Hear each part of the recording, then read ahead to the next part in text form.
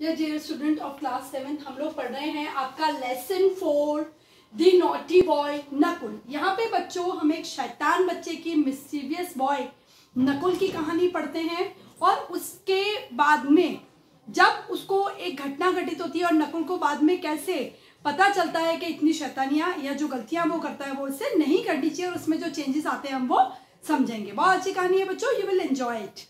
Nakul was a somewhat naughty boy. Nakul जो था वो एक बदमाश बच्चा था। One day he broke a flower pot in school. एक दिन क्या करता है बच्चों, एक फ्लावर वाज या फ्लावर पॉट होता है वो स्कूल में तोड़ देता है। The principal asked his parents to deposit fine. Fine क्या होता है बच्चों, जो किसी चीज का हर्जाना जो हम भरते हैं उसको हम फाइन कहते हैं जब कोई नुकसान हो जाता है ना।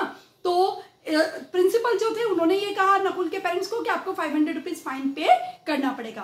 तो ये फाइन उसके पेरेंट्स कहाँ से लेते हैं, to teach a lesson to Nakul. कहाँ से लेते हैं बच्चों, नकुल का जो पिगी बैंक होता है, जो गुल्लक जो होती है वो वहां से वो फाइन निकालते हैं, वो पैसे निकालते हैं और स्कूल में जमा करवा देते हैं। After that Nakul never did any मिसचीव्स। और इस घटना के बाद जब नकुल के खुद का जो पैसे जो उसने एक्यूमुलेटेड किए होते हैं, जो उसने इकट्ठे किए होते हैं, वो जब उसको फाइन के रूप में देने पड़ते हैं तब उसे पता चलता है कि ऐसी गलतियां नहीं करनी चाहिए। तो शैल वी स्टार्ट, अब हम स्टार्ट करते हैं।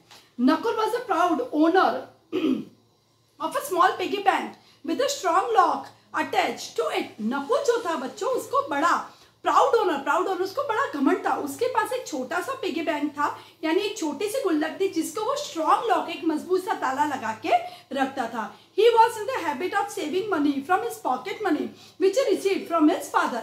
नकुल जो था उसकी आदत क्या थी कि वो मनी सेव करता था, पैसे बचाता था। जो उसके पेरेंट्स उसको जेब खर्च जो देते थे, पॉकेट मनी जो देते थे, वो उससे थोड़े थोड़े पैसे बचाकर अपने पिगी बैंक में या अपने गुल्लक में डालता था। When he accumulated a lot of money in his piggy bank, he used to buy a things of his choice. जब उसके गुल्लक में बहुत सारा पैसा accumulated हो जाता था, accumulated का मतलब क्या होता है बच्चों, एकत्रित जब हो जाता था तो वो अपने पसंद की चीज उससे खरीद लेता था। About a month ago, यानी एक महीने पूर्व, he purchased a video game from his accumulated savings.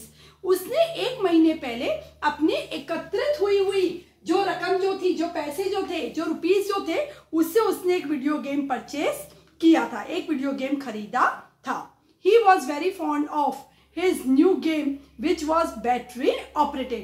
वो जो उसका नया गेम था, नकुल उसको लेके बहुत उसका शौकीन था उस गेम का, जो कि एक बैटरी से ऑपरेट होता था, यानी एक बैटरी से चलता था।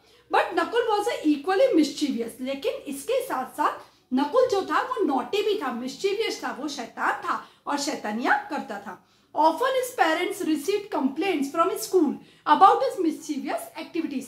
Often का मतलब होता है बच्चों बार बार, है ना। नकुल के स्कूल से उसके पेरेंट्स को कंप्लेंट्स का मतलब क्या होता है बच्चों, कंप्लेंट्स का मतलब होता है शिकायतें उसके स्कूल से आती थी कि नकुल कुछ ना कुछ मिस्चीवियस एक्टिविटीज करता है। मिस्चीवियस एक्टिविटीज का मतलब क्या होता है बच्चों, शैतानी हरकतें। Today also he had intentionally committed a mischievous act. आज भी नकुल ने क्या किया था, इंटेंशनली का मतलब क्या होता है बच्चों, उद्देश्यपूर्ण कोई काम करना, जानबूझकर कोई काम करना। यानी आज भी नकुल ने एक मिस्चीवियस एक्ट किया था, यानी एक बदमाशी से भरी हरकत की थी। In the school he purposely, बच्चों इंटेंशनली और पर्पसली दोनों सिनोनियम वर्ड है, यानी दोनों समानार्थी शब्द हैं। In the school he purposely kicked a flower pot. उसने क्या किया, एक फ्लावर पॉट था बच्चों, हमें पिक्चर में भी दिखाई दे रहा है। देखो नकुल की मैम है और यहाँ पे फ्लावर पॉट हमें पड़ा हुआ दिखाई दे रहा है। उसने क्या किया, फ्लावर पॉट को किक किया ताकि वो नीचे गिर जाए। His class teacher had reported the matter in his diary which he gave to his mother. और क्लास टीचर ने क्या किया, जो उसकी टीचर जो थी उन्होंने डायरी में मेंशन किया, इसकी कंप्लेन की और जो कि नकुल के मदर को दिखानी थी। His mother noted the contents in the diary. उनकी जो मदर जो थी उन्होंने डायरी में जो मुद्दा लिखा हुआ था उसको नोट किया, उसको पढ़ा। Nakul had broken the flower pot. Nakul ने क्या तोड़ा था बच्चों, यस वेरी करेक्ट, नकुल ने फ्लावर पॉट तोड़ा था। He had to deposit 500 rupees as a fine for his act. यानी नकुल को जुर्माने के रूप में, यानी फाइन के रूप में कितने रुपीस पे करने थे बच्चों, 500 rupees. When his mother scolded and asked him why he did so, he said that he had lost his balance and fell on the flower pot and it was broken. जब नकुल की mother ने इसको scold किया, scold करने का मतलब क्या होता है बच्चों, डांटना, स्कॉल्डेड मतलब डांटा. When his mother scolded and asked him, उसकी मदर ने इसको डांटा और उससे पूछा कि why he did so, उसने ऐसा क्यों किया. He said, नकुल ने रिप्लाई दिया that he had lost his balance, कि नकुल ने अपना संतुलन खो दिया and fell on the flower pot, और वो flower pot पे गिर गया and it was broken, और ऐसे flower pot टूट गया. To prove himself, अपने आप को साबित करने के लिए, he even showed his bruised leg, अपने आप को सही साबित करने के लिए नकुल ने अपना ब्रूइश्ड लेग. ब्रूइश्ड लेग का मतलब क्या होता है बच्चों, ब्रूइश्ड मैंने यहाँ पे वर्ड मेंशन कर रखा है. ब्रूइश्ड का मतलब होता है उसने अपना घायल पैर भी अपनी मदर को दिखा दिया. तो इस तरीके से नकुल ने अपनी गलती को भी छुपाया. His mother said, whatever may be the reason, you must have to pay fine.